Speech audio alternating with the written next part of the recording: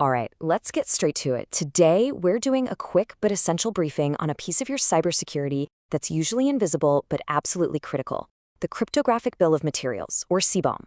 The goal here is simple: to show you how to turn a huge blind spot into a real strategic advantage. So let's dive in. First things first, let's talk about a core business problem that I see in pretty much every organization. I call it the crypto blind spot. Just think about it for a second. Cryptography is the foundation of all your digital trust. It's what protects your data, your communications, your money. But for most leaders, it's a total black box. And that lack of visibility, that's the risk we have to get a handle on. So let me ask you a direct question. Could you, right now, tell me with 100% certainty what crypto algorithms, keys, and certificates are running in your most important applications? If you're like most executives, the honest answer is probably no. And that gap, well, that's a significant, unmanaged business risk just waiting to happen. Okay, so how do we close that gap? How do we finally get some visibility here? The solution is an emerging industry standard that's really picking up steam: the Cryptographic Bill of Materials, the CBOM. So what is it really? At its heart, a CBOM is a detailed inventory. It's a structured list of every single cryptographic piece and part inside your software. And here's the most important part: it's machine readable.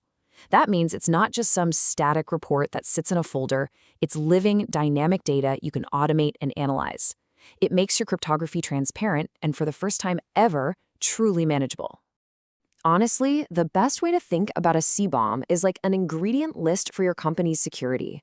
You know, just like a food label tells you exactly what's inside the box, a CBOM tells you exactly what cryptographic components are being used to protect your most critical systems. No more guessing. Now, you've probably heard of a software bill of materials, an SBOM. It's really important to understand how a CBOM is different. An SBOM lists all the software components, right? Well, a CBOM goes a level deeper. It focuses specifically on the crypto inside that software. They aren't competing ideas, they're partners. A CBOM perfectly complements an SBOM, giving you that crucial, crypto-specific view that an SBOM just can't provide on its own. So you might be asking, okay, I get it, but why the urgency? Why does this matter so much right now? Well, there are a few huge trends that are forcing this conversation into the boardroom. Let's walk through the key drivers. First up, the big one, the quantum threat. We all know that quantum computers are coming, and when they do, they'll break a lot of the encryption we rely on today. But here's the critical point for you as a leader. You can't even begin to migrate to quantum-safe solutions if you don't have a complete inventory of what you're using right now. A CBOM is that non-negotiable, foundational first step. Second, and this is much more immediate, are the hidden operational risks. An expired certificate can bring a critical system down in an instant, costing you real money and customer trust. A week-old algorithm like MD5 that's just lurking in some forgotten piece of code, that could be the front door for your next major data breach.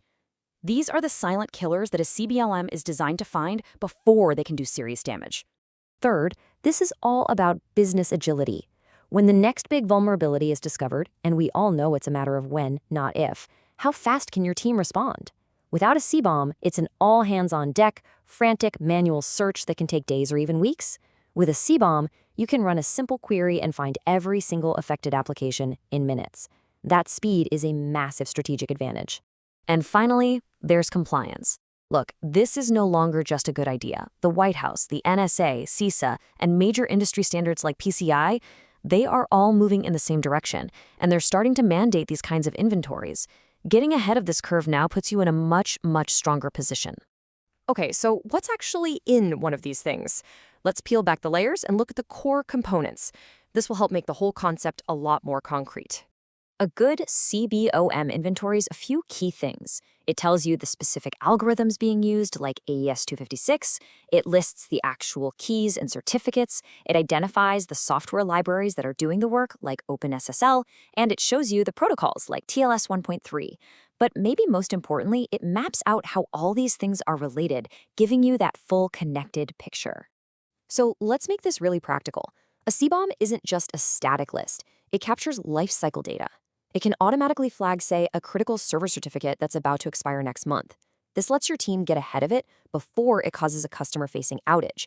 This is how you shift from reactive firefighting to proactive, strategic management of your security. So the natural next question is, this sounds great, but how do we actually do it?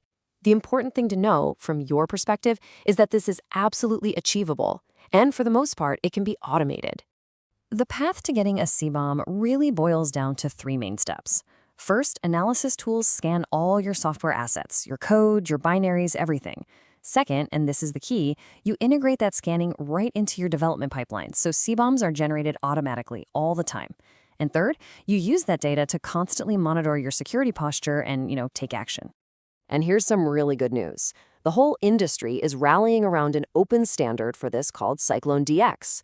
What that means for you is that you're not locking your organization into a single vendor. You're tapping into a growing ecosystem of tools that all work together, which seriously de-risks this whole investment. So let's bring it all home. What's the key strategic takeaway for you as a leader in your organization? And hey, don't just take my word for it. Authoritative bodies like CISA are being very clear about this. They're explicitly saying that a crypto inventory is the foundation for security. The guidance couldn't be more direct. You have to know what you have. Here's the bottom line. Without visibility, your cryptography is an unknown liability. It's a source of hidden, unpredictable risk. With a CBOM, you flip that script entirely.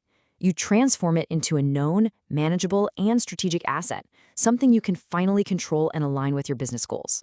And that really leaves us with one final, simple question to think about for your own organization. As you said here today, is your cryptography a hidden risk just waiting to cause a major problem?